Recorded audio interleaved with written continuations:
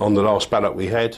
More frustration for consumers as postal strikes continued today, but there's also discontent among the postmen themselves. Staff say they're angry about having to use their own vehicles to do their rounds, as Hannah Pettifer now reports. 8:30 a.m, Crow Lane Mail Depot, Northampton. But as postal workers prepare for their morning rounds, the iconic Royal Mail van is conspicuous by its absence. So far this morning we've seen more than 20 postal workers go out in their own cars, but that's just the tip of the iceberg. The Communication Workers Union for Northamptonshire say up to 70% of its workers are using their own cars to do their rounds. Delivery staff used to be driven to their rounds in minibuses like these, dropping off each worker and then returning with more post bags. But now more are turning to their own private cars to get the job done. When I first started with Royal Mail over 20 years ago, they wouldn't entertain the use of private cars, but unfortunately over the years, with cutbacks year on year, they've gradually run down the fleet, and it's got to the stage now where they're actually reliant on people going out and using their own private cars on delivery. Dave Cleaver's been a postman in Northamptonshire for 23 years. To me, on this delivery, on this area, I have 7 bags, my delivery splits up into 7 bags, and I'd be waiting for everyone up to 20 minutes between bags, so I would go way past my actual scheduled time. I mean, I'd much prefer to come out in a van, don't use my own vehicle. It costs me a fortune in petrol every week. I'd much prefer not to have to do that. But if the boxes and the provisions were there for me to do my job as efficiently as I can in my car, then definitely I would go for that. Today, postal strikes hit Chelmsford and Hatfield, just one day after union members voted in favour of national strike action over jobs and pay. Consumers might not like the strikes, but most concede workers having to use their own cars is a step too far. Give them bicycles or something, but they should not have to pay out for using their own vehicles. I don't think it's right they use their own transport. It seems totally wrong to me. It's not on that they should be using their own postal vehicles. The price of stamps keep going up and up. It's not as if that they can't afford to do it. In a statement, Royal Mail said the clear company policy is to offer postmen and women Royal Mail transport to and from their delivery rounds. We don't encourage or require anyone to use private cars to get to their delivery route, but will consider each request where it's appropriate to do so. With strike action looming, these are difficult times for Royal Mail, but postal workers say their job's no simple task either. Hannah Pettifer, Anglia News, Northampton. Well, it's 11 minutes past 6. Do stay with us this Friday evening. Yeah, we're going to look ahead to the weekend.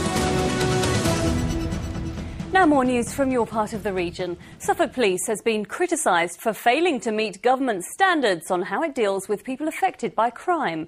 The police pledge was introduced to improve frontline services, and Suffolk is one of only 2 forces rated poor by Her Majesty's Inspectorate of Constabulary.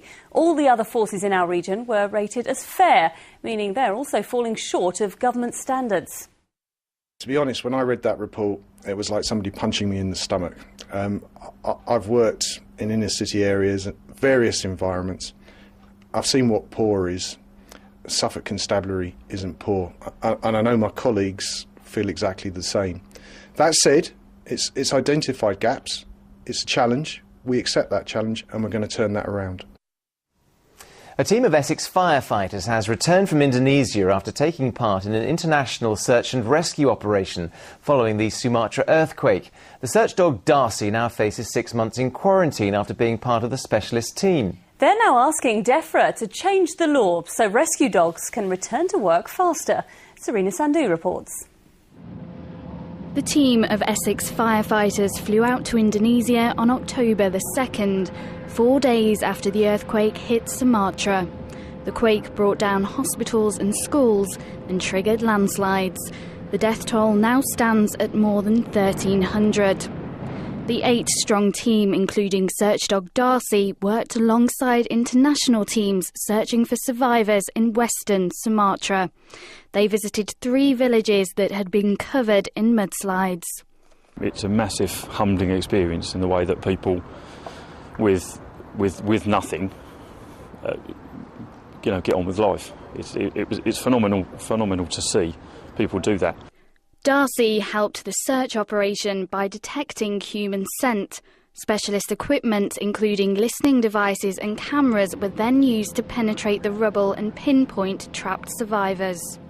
We basically tried to pick off these isolated sporadic areas of bits of timber and bits of houses and put her to work on those areas. But I say, I mean, ultimately, the icing on the cake for us would have been to have found someone, but we didn't.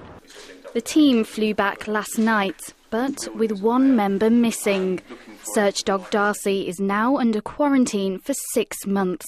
Although they've said that they're going to renew or review the quarantine legislation in 2011, that's obviously too late for the dogs that are in quarantine now. So we're asking them if they can look at it and make exemptions for the working dogs because they're vaccinated against rabies. There are tests that can be done and to sort of relax the rules for us, and so we can get our dogs out. Rescue operations are continuing in Sumatra, but with the death toll expected to rise to 3,000, any hope of finding survivors is fading fast. Serena Sandhu, Anglia News. Police in Norfolk investigating the murder of a 45-year-old man want to trace someone who was seen with him in the hours before he died. The body of Stephen Murphy was found at his home on Kings Road in Fakenham. A young man was seen walking with Mr Murphy towards his house on the 30th of September. Police are keen to trace him along with 2 other men. A 10-year-old boy from Essex has died suddenly after an accident. He's not been named, but he was a pupil at Plumberow Primary School in Hockley. It's thought he suffered a minor injury to his leg after falling off his scooter, but later died in hospital. Well, football now, and